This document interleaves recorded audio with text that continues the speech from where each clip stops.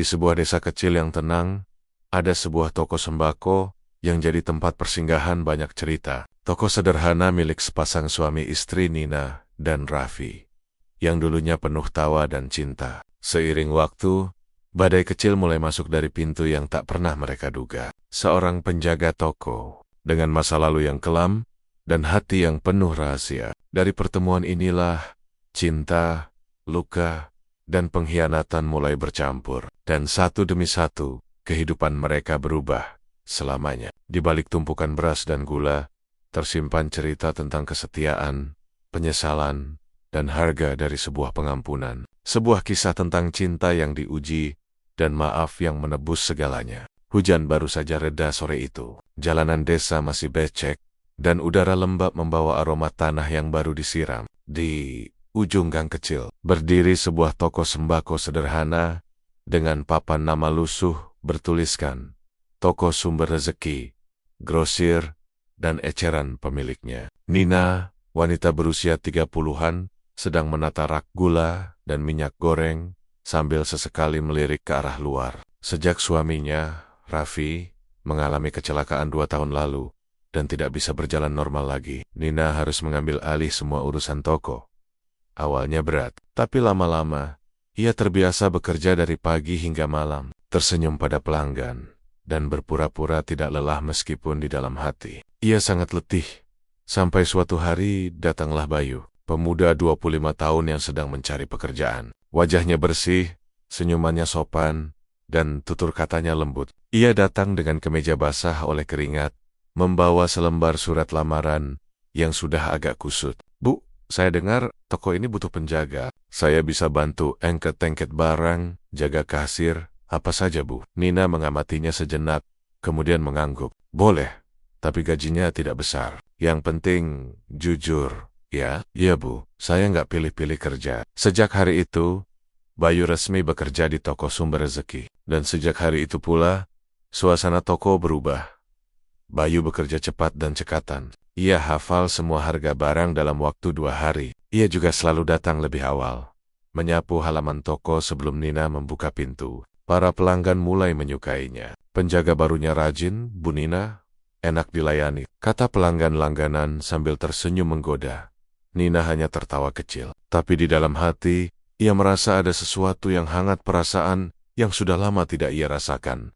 Raffi, suaminya, lebih banyak duduk di kursi roda di dalam rumah, menonton televisi tanpa semangat. Kadang ia marah tanpa alasan, kadang diam berhari-hari. Hubungan mereka makin dingin, sementara Bayu, tanpa sadar, mulai menjadi cahaya baru di hari-hari kelabu Nina.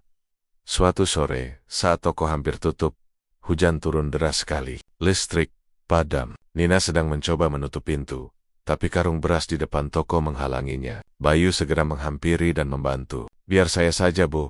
"Nggak usah, nanti kamu kehujanan." "Enggak apa-apa, kalau Bu Nina sakit, nanti siapa yang jaga toko?" Ucapan itu sederhana, tapi membuat Nina menunduk malu. Di bawah cahaya Petromax redup, wajah Bayu terlihat begitu dekat. Hujan deras membuat mereka harus menunggu di dalam toko lebih lama.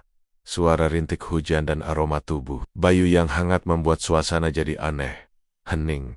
Degup jantung Nina terasa begitu keras. Ia mencoba menjauh, tapi Bayu menatapnya dengan tatapan yang sulit diartikan, campuran kagum dan iba. "Bu, saya tahu Ibu capek," ucap Bayu pelan. "Saya cuma bantu semampu saya. Tapi kalau Ibu butuh teman cerita, saya siap dengerin." Nina tersenyum tipis. "Terima kasih Bayu, tapi jangan terlalu baik sama saya. Nanti saya terbiasa." Bayu tertawa pelan. "Kalau terbiasa, berarti saya berhasil bikin Ibu senang." Ucapan itu membuat suasana di antara mereka makin ganjil. Ada rasa nyaman yang seharusnya tidak ada. Beberapa hari kemudian, tetangga mulai memperhatikan. Bayu sering terlihat menutup toko bersama Nina sampai malam. Kadang, keduanya tertawa bersama di depan toko yang sudah setengah gelap.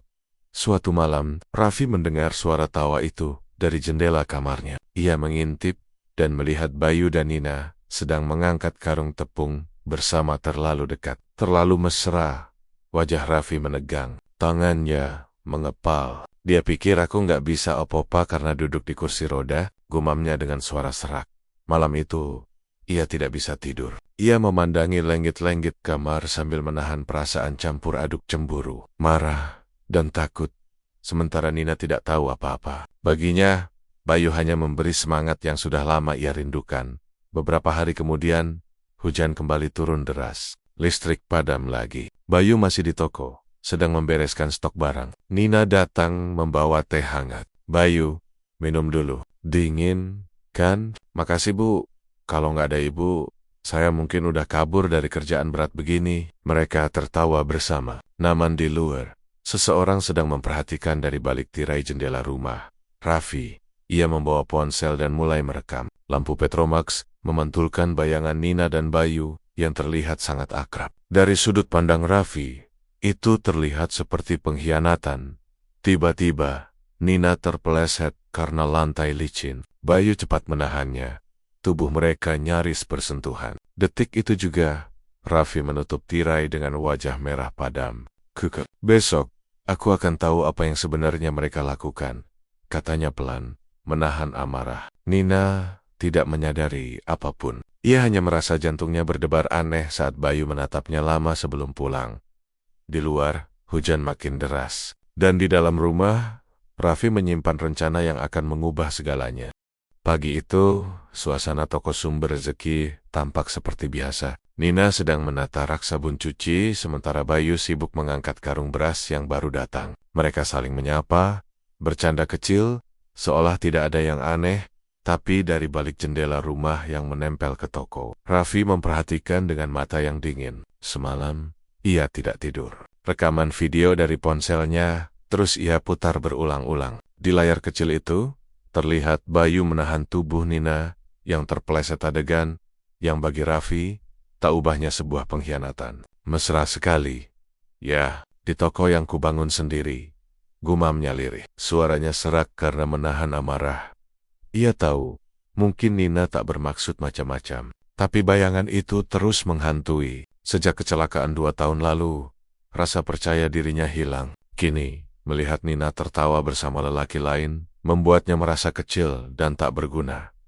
Bisikan dari warga siang itu. Ketika Nina pergi ke warung tetangga membeli kopi, 2 ibu-ibu sedang berbincang di depan toko. Bu Rina, kau lihat penjaga tokonya Bu Nina itu, yang muda itu ganteng ya? Iya, sering banget kelihatan berdua sama Bu Nina. Sampai malam juga masih di toko. Gak takut suaminya marah apa?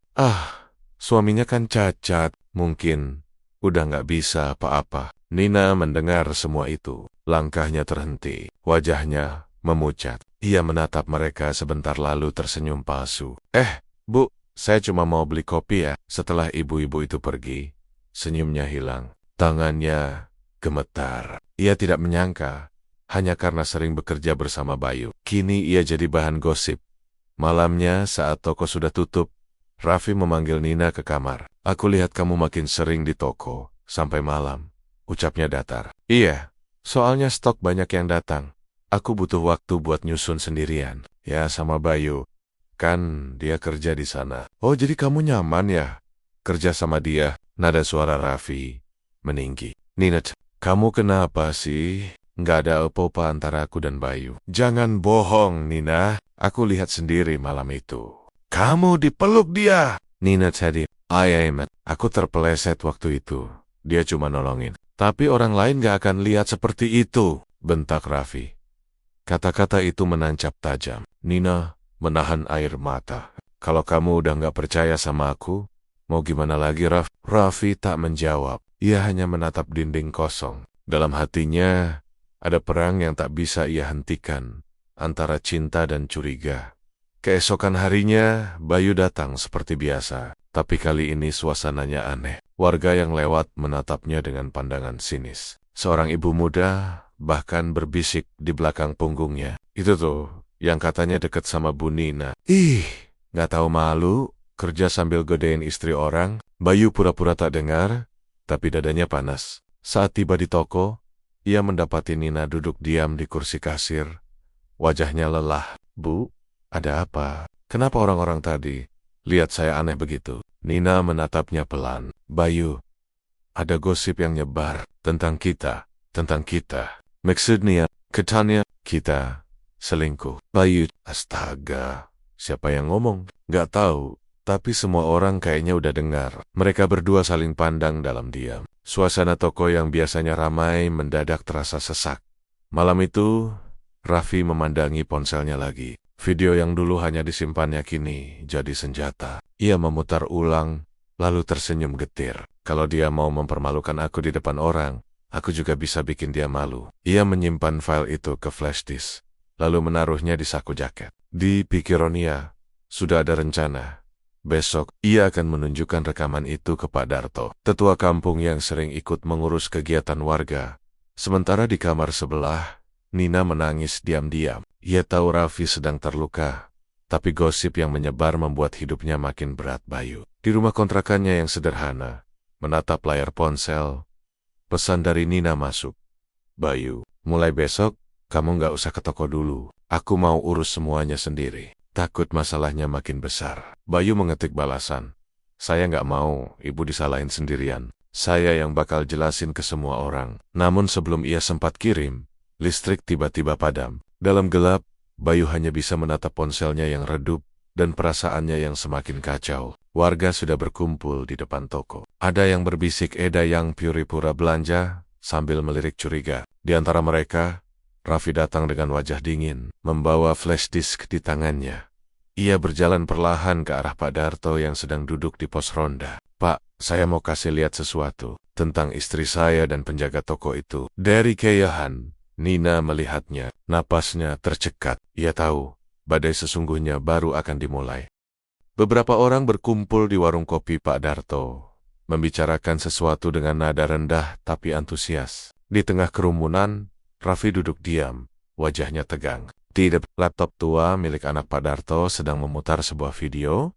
Gambar di layar sedikit buram, tapi cukup jelas untuk membuat semua orang tercengang. Di sana terlihat Nina dan Bayu di dalam toko, berdiri sangat dekat. Di akhir video, terlihat momen ketika Bayu menahan tubuh Nina yang hampir jatuh. Namun, bagi yang menonton tanpa konteks, itu terlihat seperti pelukan. Itu Bu Nina kan? Iya. Sama penjaga tokonya itu. Pantas aja kara-kara ini sering lembur berdua. Bisik-bisik itu berubah menjadi tawa sinis dan tatapan iba. Raffi yang duduk di pojok mulai merasa dadanya sesak. Ia awalnya hanya ingin membuat Nina sadar, bukan mempermalukannya. Tapi kini semuanya sudah terlanjur. Raf, kamu yakin mau tunjukin video ini ke orang-orang? Tanya Pak Darto dengan nada hati-hati. Saya cuma pengen orang tahu siapa istri saya sebenarnya, jawab Raffi pelan. Namun di dalam hatinya ada perasaan aneh, bukan lega, tapi perih. Menjelang siang, kabar itu sudah sampai ke telinga semua orang. Dari warung ke pasar, dari rumah ke rumah, semua membicarakan satu hal. Skandal Bu Nina dan penjaga tokonya. Saat Nina keluar rumah hendak membuka toko, ia langsung merasakan tatapan-tatapan tajam dari sekitar. Ada yang berbisik, ada yang pura-pura sibuk, tapi pandangan mereka semua sama, mencurigakan. Bu Nina, video itu benar, ya? Tanya seorang pelanggan dengan wajah penasaran. Video ape yang di warung Pak Darto, semua orang udah lihat Bu. Nina terdiam, tangannya gemetar. Ia menatap pelanggan itu dengan mata kosong, lalu berlari masuk ke dalam toko. Di sana, Bayu sudah menunggunya. Bu, saya dengar kabar itu juga, kata Bayu dengan suara bergetar. Raffi, dia yang nyebarin. Nina menutup wajahnya. Air matanya jatuh. Aku cuma terpleset waktu itu Bayu. Cuman itu. Tapi kenapa mereka nggak percaya? Bayu mengepalkan tangan. Kalau gitu, biar saya yang jelasin ke orang-orang. Nggak usah, bentak Nina lirih. Kalau kamu keluar dan ngomong, mereka cuma akan tambah yakin kita salah. Dunia ini nggak butuh kebenaran, Bayu. Mereka cuma butuh bahan gosip. Suasana toko hening. Di luar, terdengar suara anak kecil berteriak. Itu tuh, Bu Nina yang di video. Nina menutup telinganya, menangis makin keras. Sore itu, Raffi duduk sendirian di teras rumah. Tak ada lagi rasa puas di wajahnya. Yang ada hanya sepi dan penyesalan. Ia mendengar sendiri bagaimana warga menertawakan Nina, istrinya. Perempuan yang dulu selalu setia menemaninya ketika ia tak bisa berjalan. Suara tawa itu seperti pisau yang menusuk balik ke dadanya. Aku cuma pengen dia sadar. Bukan kayak gini hasilnya, gumamnya. Ia memandangi kursi rodanya, lalu menatap pintu toko yang tertutup rapat. Dalam hatinya, ia tahu, cinta yang ia pertahankan selama ini mungkin sudah hancur selamanya. Menjelang malam, Bayu mendatangi Raffi di rumah. Wajahnya keras, matanya merah. "Pak Raffi, saya mau ngomong." "Mau apa lagi kamu?" "Saya tahu Bapak yang nyebarin video itu. Bapak tahu nggak? Sekarang Bu Nina nggak mau keluar rumah. Orang-orang ngejek dia, nyindir di jalan." Raffi diam, tapi Bayu terus bicara. Emosinya meledak. "Saya memang cuma penjaga toko, tapi saya nggak hina, Pak. Yang Bapak lihat itu bukan pelukan. Itu saya nolongin. Ibu Nina jatuh." Raffi menatap Bayu tajam. "Kalau kamu nggak salah, kenapa kamu marah begitu?" "Karena saya masih punya hati, Pak. Saya kerja bantu ibu, bukan buat dirusak nama baiknya." Suasana menegang. Raffi terdiam, lalu pelan-pelan menunduk. "Pergi dari sini, Bayu," katanya, lemah. "Tolong, jangan muncul lagi di depan toko itu. Aku nggak sanggup lihat kalian." Bayu menatap Raffi lama, lalu pergi tanpa sepatah kata. Di jalan, wajahnya basah oleh air mata dan hujan yang baru turun. Nina duduk di lantai toko yang kosong. Rak-rak sudah ditutup, lampu padam setengah. Ia memandangi foto dirinya dan Raffi di dinding, foto bahagia di hari pembukaan toko beberapa tahun lalu. "RF, kenapa kita jadi begini?" bisiknya, lirih. Sementara di rumah, Raffi memandangi ponselnya untuk terakhir kali. Ia membuka video itu, lalu menghapusnya perlahan, sambil menatap kosong. Terlambat. Kerusakan sudah terjadi, dan tak ada yang bisa memutar ulang waktu. Sudah seminggu berlalu sejak video itu tersebar. Desa yang biasanya hangat kini terasa dingin bagi Nina. Toko sumber rezeki nyaris tak pernah buka penuh. Ia hanya membuka setengah pintu, menjual seadanya. Pelanggan yang dulu ramah kini jarang mampir, sebagian karena malu, sebagian karena sudah terlanjur menilai. Di kursi kasir yang kosong, masih tergantung name tag bertuliskan Bayu, nama yang kini hanya tinggal kenangan. Pagi itu, di rumah kontrakannya yang kecil di pinggir desa, Bayu memasukkan pakaian ke dalam tas usang. Ia menatap sebentar dinding kamar yang mulai berjamur, lalu menarik napas panjang. "Mungkin memang aku harus pergi," katanya pelan. Ia menulis sepucuk surat dan meninggalkannya di meja toko.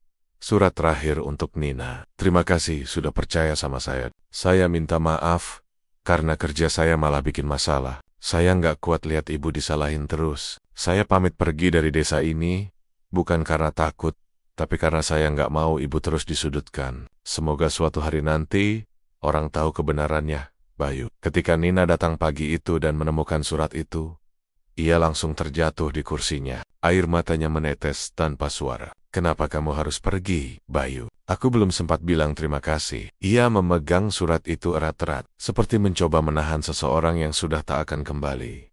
Hari-hari berikutnya berjalan lambat dan sunyi. Nina jarang bicara. Ia menolak ajakan warga untuk ikut kegiatan, menolak tamu yang datang. Toko yang dulu ramai kini sepi, seperti kehilangan nyawa. Suatu malam, ia menatap etalase kaca toko yang memantulkan bayangan dirinya. Wajah pucat, mata sembab, senyum yang hilang. "Semua ini gara-gara aku percaya sama orang," bisiknya. "Tapi kalau aku nggak percaya, aku mungkin nggak akan kuat hidup sendirian." Di kamarnya, Raffi mendengar isakan itu. Ia hanya bisa menatap pintu yang tertutup lalu menanduk. Ia tahu, semua ini akibat tindakannya sendiri. Keesokan harinya, Raffi memberanikan diri datang ke rumah Pak Darto. Ia membawa flash disk kosong dan raut wajah lelah. "Pak, saya mau minta maaf." "Maaf kenapa, Raf?" "Video itu saya yang kasih ke Bapak dulu. Tapi semua salah paham. Saya cuma pengen orang tahu keadaan saya, bukan mempermalukan istri saya." Pak Darto menghela napas panjang. "Raf, kamu ini suami, tapi yang kamu lakukan malah bikin aib keluarga kamu sendiri jadi tontonan orang. Sekarang kamu minta maaf, tapi luka itu nggak gampang hilang." "Raffi, saya tahu, Pak. Tapi tolong, bantu saya bersihin nama Nina." Beberapa hari kemudian, Raffi mencoba memperbaiki semuanya. Ia mendatangi beberapa tetangga, mencoba menjelaskan bahwa video itu disalahartikan, tapi respon yang ia terima tidak seperti yang ia harapkan. Udah telanjur, Raf.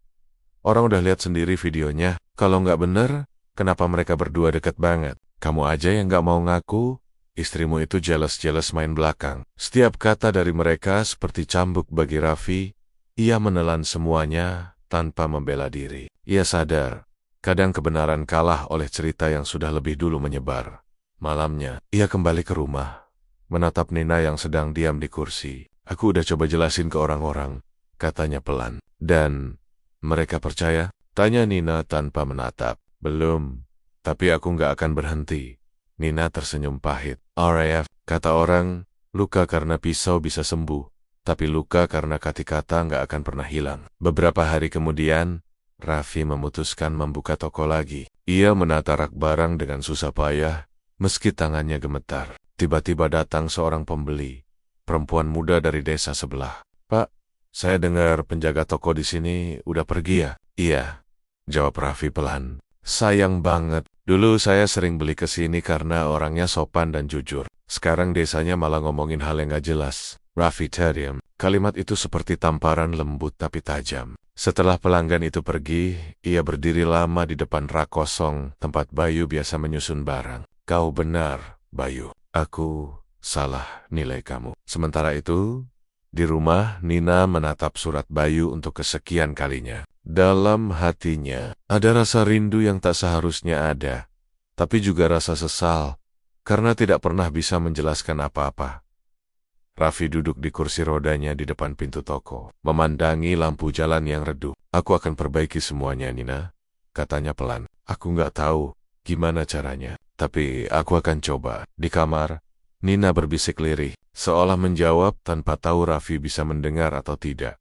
Kadang penyesalan datang bukan karena kita salah mencintai, tapi karena kita terlambat memahami. Dan di tempat lain, jauh dari desa itu, Bayu berjalan di pinggir terminal kota kecil, membawa tasnya, tanpa tahu bahwa dua hati di desa masih menyesali kepergiannya. Sudah sebulan sejak Bayu pergi dari desa, toko sumber rezeki perlahan mulai buka kembali. Tapi suasananya tak lagi sama. Wajah Nina yang dulu ramah kini murung. Senyum yang dulu hangat kini hilang entah kemana. Raffi mencoba membantu sebisanya. Walau tubuhnya belum pulih sepenuhnya, ia merasa bersalah setiap kali melihat istrinya diam di depan kasir, menatap pintu toko yang dulu sering dibuka Bayu setiap pagi. Hingga suatu pagi, Raffi mengambil keputusan besar. Nina, aku mau cari Bayu. Cari Bayu? Untuck Ape, aku mau minta maaf langsung. Aku juga mau minta dia balik kerja, bantu jaga toko lagi, Rof. Suara Nina bergetar. Semua udah cukup, nggak usah nyari dia. Aku harus, Nin. Aku nggak mau mati dengan rasa bersalah ini. Nina tak menjawab. Ia tahu, hati Raffi sudah bulat. Dengan bantuan sopir tetangga, Raffi berangkat ke kota kecil di sebelah utara. Ia membawa sedikit uang dan foto Bayu yang terselip di kartu identitas lamanya. Sepanjang perjalanan, pikirannya campur aduk. Bayu mungkin sudah pergi jauh, tapi Raffi harus mencoba. Ini satu-satunya cara untuk membersihkan nama Nina. Setelah beberapa jam, mereka tiba di Pasar Nglawu, tempat terakhir di mana seseorang melihat Bayu bekerja di toko kelontong sementara. Raffi berkeliling bertanya pada pedagang. Permisi, Bu, kenal pemuda namanya Bayu? Pernah kerja di sini? Oh, Bayu, yang dulu bantu di toko Bu Sinta? Iya, tapi udah pindah lagi, Pak. Tahu kemana? Katanya ke rumah bibinya, di daerah Pucang. Tapi saya nggak tahu pasti. Raffi mengangguk lemah. Ia hampir menyerah. Hingga seorang pria tua memanggilnya. Kamu nyari Bayu? Iya, Pak. Kalau begitu, kamu harus tahu sesuatu dulu sebelum nemuin dia. Rahasia yang tak disangka pria tua itu menuntun Raffi ke warung kecil di pinggir jalan. Di sana, ia membuka cerita yang tak pernah Raffi duga. Bayu itu anaknya almarhum Bapak Dharma, kan? Iya. Setahu saya begitu. Kamu tahu nggak? Kalau dulu ayahnya pernah kerja sama kamu di toko. Apa? Raffi terdiam. Nama itu, Dharma, membuat pikirannya berputar. Ia mengingat seorang pekerja lama yang pernah membantunya membangun toko sumber rezeki bertahun-tahun lalu. Orang yang jujur tapi tiba-tiba berhenti tanpa pamit. Ayahnya Bayu dulu keluar karena difitnah nyuri uang kas toko milikmu. Lanjut pria tua itu. Tapi sekarang banyak yang tahu. Ternyata bukan dia pelakunya. Dia dituduh tanpa bukti. Sejak itu keluarganya pindah, dan Bayu tumbuh dengan rasa benci pada orang yang menuduh ayahnya, yang katanya pemilik toko sembako di desa ini. Raffi, napasnya berat. Jadi, Bayu tahu? Iya.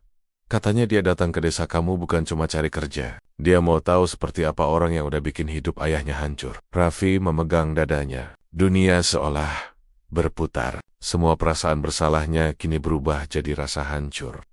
Jadi, dari awal Bayu tahu siapa aku. Tapi kalau dia mau balas dendam, kenapa malah bantu toko? Pria tua itu menatapnya lama. Mungkin karena dia lihat kamu dan istrimu bukan orang jahat seperti yang dia kira. Atau mungkin dia jatuh cinta pada orang yang seharusnya dia benci. Raffi pulang dengan luka baru. Raffi akhirnya kembali ke desa malam itu, tanpa berhasil menemui Bayu. Tapi kepalanya penuh dengan pertanyaan dan rasa bersalah yang lebih dalam dari sebelumnya.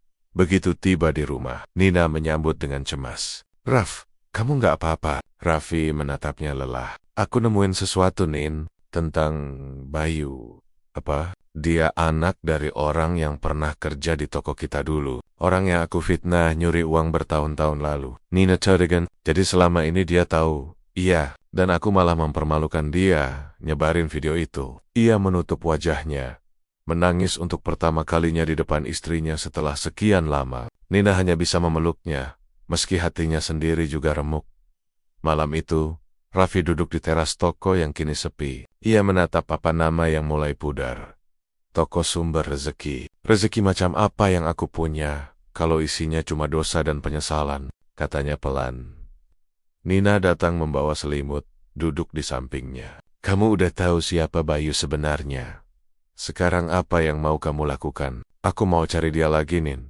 Aku mau bersihin nama ayahnya, dan aku mau minta dia maafin kita berdua. Kalau dia nggak mau balik, aku akan tetap nyari. Sampai dia tahu, aku bukan lagi orang yang sama. Nina menatap wajah suaminya yang kini terlihat lebih tua dan rapuh. Dalam hatinya, ia tahu, perjalanan ini belum selesai.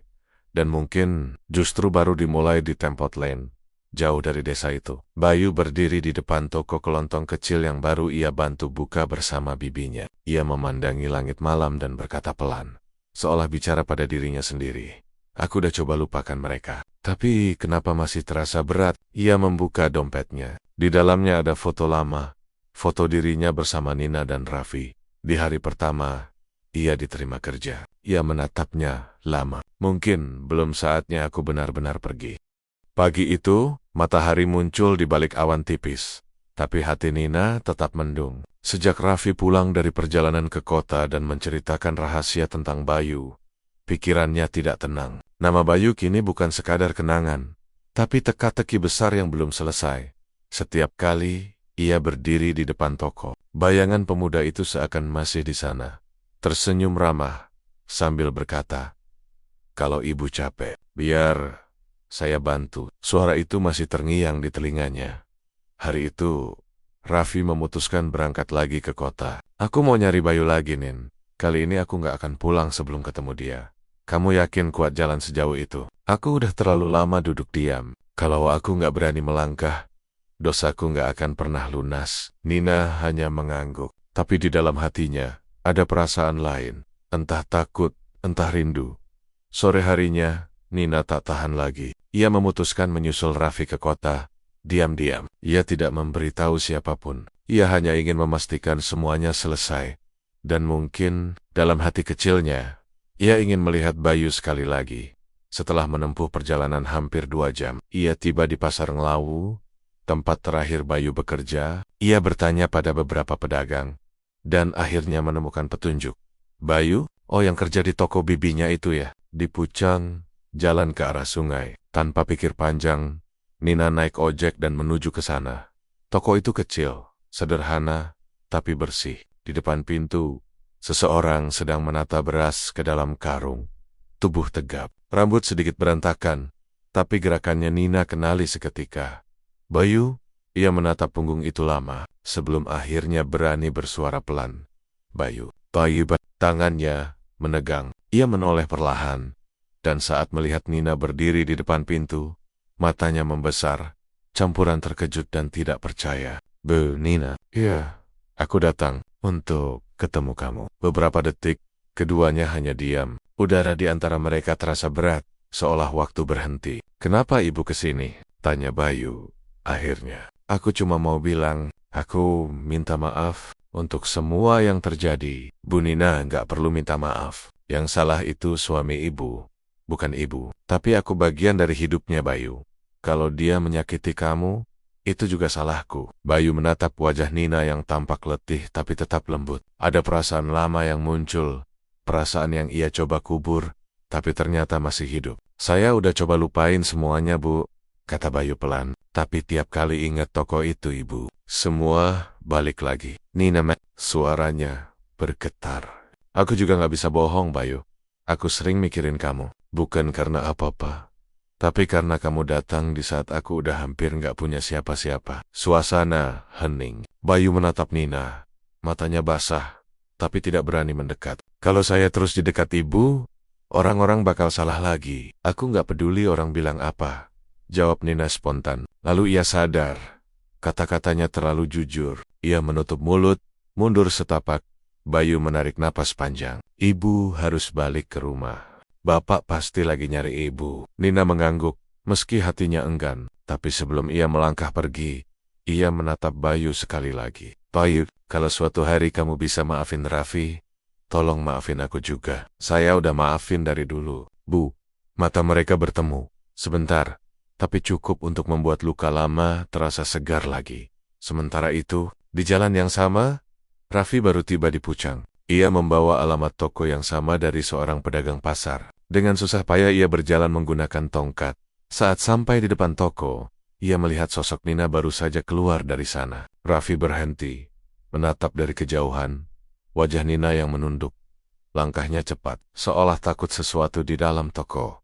Raffi melihat Bayu berdiri mematung, memandangi pintu yang baru saja tertutup. Bayu menoleh, terkejut melihat Raffi berdiri di depannya. Pak Raffi, aku datang buat minta maaf untuk semua yang aku lakukan, untuk ayahmu, dan untuk kamu. Bayu menatapnya lama. Saya nggak marah lagi, Pak.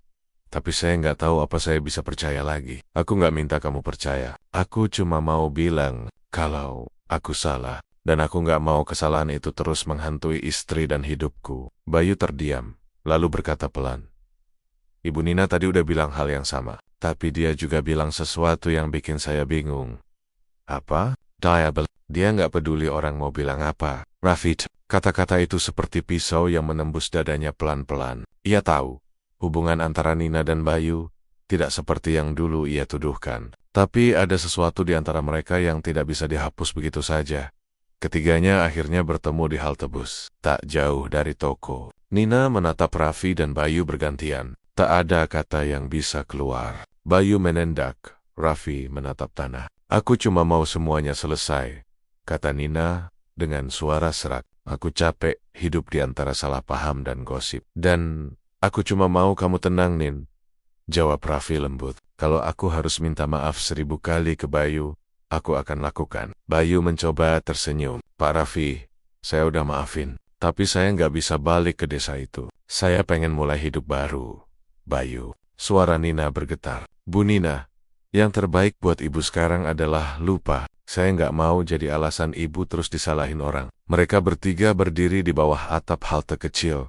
3 orang, 3 hati yang sama-sama terluka, tapi tak tahu bagaimana menenangkan satu sama lain. Nina akhirnya menatap Raffi. Ayo, Raff, kita pulang. Raffi mengangguk, meski matanya masih menatap Bayu, yang kini memunggungi mereka. Ketika bus berangkat, Bayu berdiri di tepi jalan, menatap kendaraan itu menjauh. Dan di dalam bus, Nina menahan air mata, sementara Raffi menatap jendela, menyadari bahwa penyesalan kadang tak berakhir dengan pengampunan, tapi dengan kepergian. Di toko yang kini sunyi, Nina menyalakan lampu etalase. Ia berdiri di sana lama, memandangi rak beras yang dulu sering disusun Bayu. Raffi duduk di kursi roda, menatap istrinya dari jauh. Kamu masih mikirin dia? Tanya Raffi akhirnya. Nina tidak menjawab. Ia hanya berkata pelan. Kadang, bukan karena cinta belum mati, tapi karena luka belum sembuh. Dan di kejauhan, di kota tempat Bayu kini tinggal, ia menatap langit malam yang sama, memikirkan 2 orang yang sudah menjadi bagian dari masa lalunya, dan sebuah kisah yang tak akan pernah benar-benar berakhir. 2 minggu setelah Nina dan Raffi pulang dari kota, Suasana di desa mulai terlihat normal kembali. Toko sumber rezeki kembali buka setiap pagi, dan pelanggan mulai berdatangan seperti dulu. Namun, di balik semua itu, desas-desus baru mulai beredar. Awalnya hanya 1-2 orang yang berbisik di warung kopi dekat masjid. Katanya, Bu Nina sempat nyusul penjaga tokonya ke kota ya? Iya, aku dengar juga. Malah katanya ketemu sama dia di sana. Pantas aja Pak Raffi kelihatan murung terus. Gosip itu menyebar cepat, seperti api di rumput kering. Semakin hari ceritanya makin dilebih-lebihkan. Ada yang bilang Nina kabur bersama Bayu. Ada pula yang bilang Bayu sekarang buka toko tandingan di kota dan menyindir mereka. Lewat media sosial, Raffi mendengar semuanya dari pelanggan yang iseng berbicara di depan toko. Ia hanya diam, pura-pura tidak peduli. Tapi dalam hatinya, ia kembali merasa bersalah, karena dialah yang menanam benih gosip itu dulu. Kini, karma datang dengan bentuk yang sama. Hanya arahnya berbalik ke dirinya sendiri. Ketika Nina mengantar pesanan sembako ke rumah salah satu pelanggan, beberapa ibu-ibu yang sedang arisan berbisik pelan tapi cukup keras untuk didengar. Kasian, ya, dulu diselingkuhi. Sekarang malah katanya dia yang main hati. Siapa tahu benar. Namanya juga udah terbiasa dekat sama penjaga toko. Jangan-jangan waktu ke kota itu bukan buat urusan toko, tapi urusan lain. Langkah Nina berhenti seketika. Matanya panas, tapi ia menahan air mata. Ia menatap mereka, lalu berkata pelan tapi tegas. Kalau ibu-ibu mau ngomongin saya, tunggu sampai saya nggak ada. Jangan pura-pura bisik-bisik. Mereka terdiam, canggung, tapi setelah Nina pergi, bisik-bisik itu kembali hidup. Nama Nina lagi-lagi jadi bahan gosip. Seolah desa itu tak pernah bosan mencari korban berikutnya. Nina duduk di depan toko, menatap jalan sepi. Raffi menghampiri membawa teh hangat. Kamu udah dengar omongan orang kan? Udah. Aku tahu rasanya disalahpahami. Aku juga pernah ngerasa gitu. Tapi kali ini aku nggak mau, Dim. Raffi menatap istrinya penuh tekad. Besok aku mau ngomong di depan warga pas rapat RT. Aku mau ceritain semuanya. Tentang kesalahanku dulu. Tentang Bayu.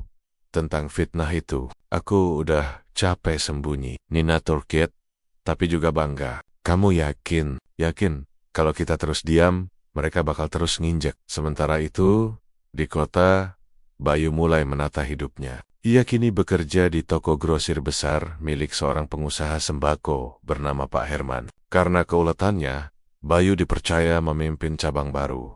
Tapi di balik senyum dan kesibukannya, malam-malamnya masih dihantui bayangan Nina, terutama tatapan terakhirnya di halte bus. Kadang, bukan karena cinta belum mati, tapi karena luka belum sembuh. Kata-kata itu terus terulang di kepalanya. Setiap kali ia menata rak beras atau menulis laporan stok barang, wajah Nina terbayang jelas.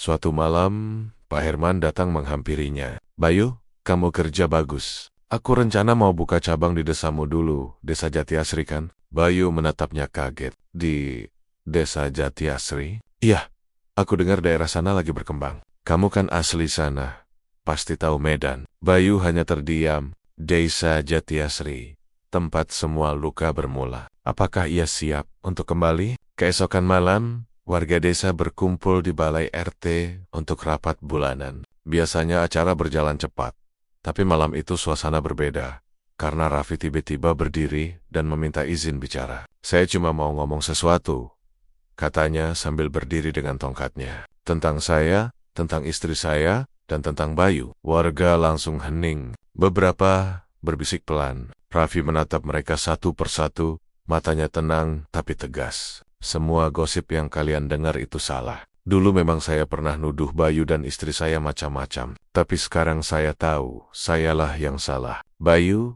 bukan orang jahat. Justru dia orang baik yang saya sakiti. Ia menarik napas dalam. Saya dulu pernah fitnah ayahnya, bikin keluarganya hancur. Sekarang, saya cuma mau bilang, saya menyesal. Dan kalau kalian mau terus ngomongin kami, silakan. Tapi jangan hina istri saya. Dia satu-satunya orang yang masih mau berdiri di samping saya waktu semua orang ninggalin. Suasana sunyi, tak ada yang berani bicara. Nina menenduk, menahan tangis. Beberapa warga mulai menatap Raffi dengan rasa hormat yang baru. Bukan sebagai pria yang lemah, tapi sebagai seseorang yang berani mengakui dosanya Setelah rapat bubar, Raffi dan Nina berjalan pulang berdua. Untuk pertama kalinya dalam waktu lama, langkah mereka terasa ringan. Sementara itu, di kota, Bayu duduk di kamar kosnya sambil menatap layar ponsel. Sebuah pesan baru masuk dari Pak Herman. Proyek cabang desa Jatiasri disetujui. Minggu depan, kita survei lokasi. Kamu ikut, ya? Bayu menatap pesan itu lama. Tangannya bergetar sedikit. Daisy, katanya pelan. Apa aku siap ketemu mereka lagi? Ia membuka laci meja, mengambil foto lama, foto dirinya bersama Nina dan Raffi di depan toko sumber rezeki. Senyumnya getir. Mungkin ini waktunya untuk menutup semuanya atau membuka luka baru. Di desa, Nina menutup toko sambil berkata pada Raffi, "Kamu tahu, Raff, aku nggak takut lagi sama gosip." "Kenapa?" "Karena akhirnya yang tahu kebenaran cuma kita dan Tuhan." Raffi tersenyum, menatap lampu toko yang menyala hangat di malam yang tenang. Tapi ketenangan itu hanya sementara, karena di kejauhan, seseorang sedang bersiap kembali, membawa masa lalu yang belum selesai. Pagi itu, angin lembut berhembus di desa Jatiasri. Langit cerah, tapi di hati Nina ada firasat aneh, seolah sesuatu yang besar akan terjadi hari ini. Ia baru saja selesai menata rak gula di toko, ketika sebuah mobil putih berhenti di depan toko sumber rezeki. Seorang pria turun dari mobil, mengenakan kemeja rapi, membawa map dan senyum sopan. Nina menatapnya dari balik kaca etalase.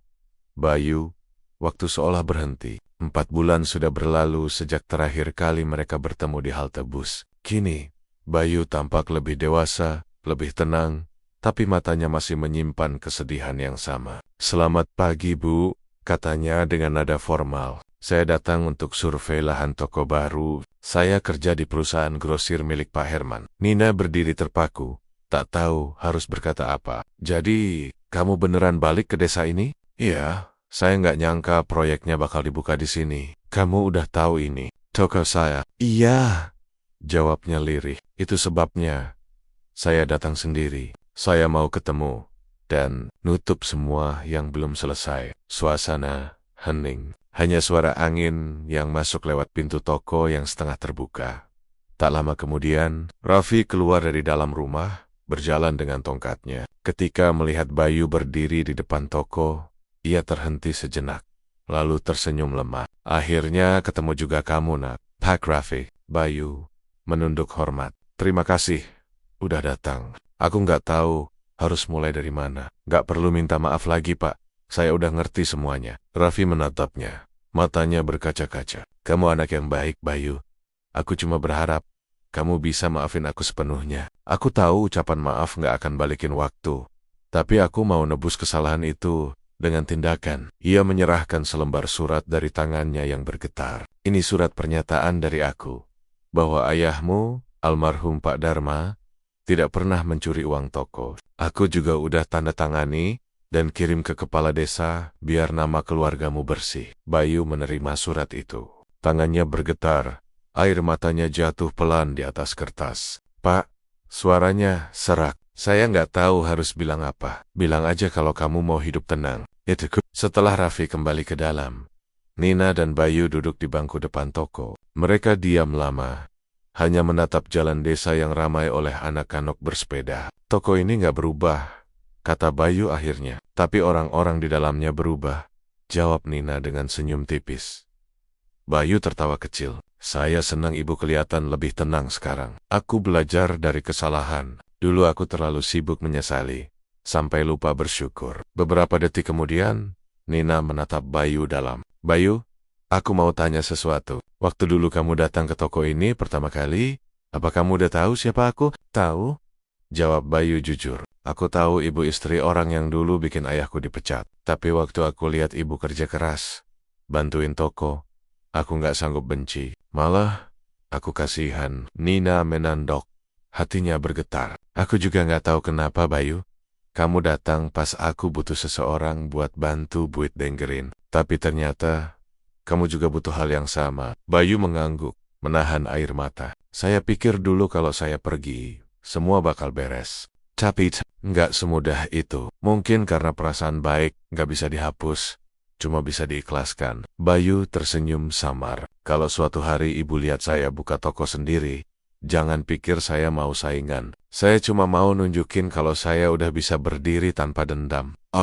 Bayu, aku percaya kamu. Keduanya saling menatap untuk terakhir kalinya, bukan dengan cinta yang salah arah, tapi dengan penghormatan dan rasa lega yang tak bisa dijelaskan dengan kata. Beberapa hari kemudian, Bayu menyelesaikan pekerjaannya di desa. Sebelum kembali ke kota, ia datang lagi ke toko Sumber Rezeki. Kali ini, seluruh warga desa berkumpul di sana. Raffi mengundangnya untuk sebuah acara kecil. Hari ini, aku mau minta tolong pada kalian semua, kata Raffi lantang di depan warga. Aku mau bersaksi bahwa keluarga Pak Dharma, ayah Bayu, nggak bersalah. Aku juga mau bilang, Bayu adalah bagian dari sejarah toko ini. Tanpa dia, mungkin toko ini udah tutup sejak lama. Warga yang dulu sibuk bergosip, kini menunduk diam. Beberapa orang bahkan menepuk pundak Raffi dan Nina. Sementara Bayu hanya berdiri di belakang, tersenyum lega. Setelah acara selesai, Bayu menghampiri Raffi dan Nina. Terima kasih, Pak, Bu, saya pamit. Hati-hati di jalan, kata Nina dengan senyum tulus. Jangan lupa mampir kalau lewat sini, tambah Raffi. Pasti, Pak. Saya nggak akan lupa tempat ini. Bayu menjabat tangan mereka berdua erat, lalu melangkah pergi perlahan, meninggalkan toko yang dulu menjadi saksi luka, dan sekarang menjadi tempat lahirnya pengampunan. Toko Sumber Rezeki kini semakin ramai. Raffi dan Nina menjalankannya bersama. Dibantu beberapa karyawan muda, di dinding toko tergantung foto lama mereka bertiga, Raffi, Nina, dan Bayu, dengan tulisan kecil di bawahnya, setiap luka bisa sembuh, asal hati mau memaafkan. Sementara, di kota, Bayu kini memiliki toko sendiri bernama Toko Harmoni. Di depan pintu, ada papan kecil bertuliskan, terinspirasi dari toko Sumber Rezeki. Suatu sore, seorang pelanggan bertanya, kenapa namanya Harmoni? Bayu tersenyum. Karena di tempat asal saya, butuh waktu lama untuk menemukan harmoni antara cinta, luka, dan maaf. Ia menatap langit sore, seolah melihat bayangan dua orang yang pernah menjadi bagian penting hidup. Dan kali ini, ia tersenyum tanpa rasa sakit lagi.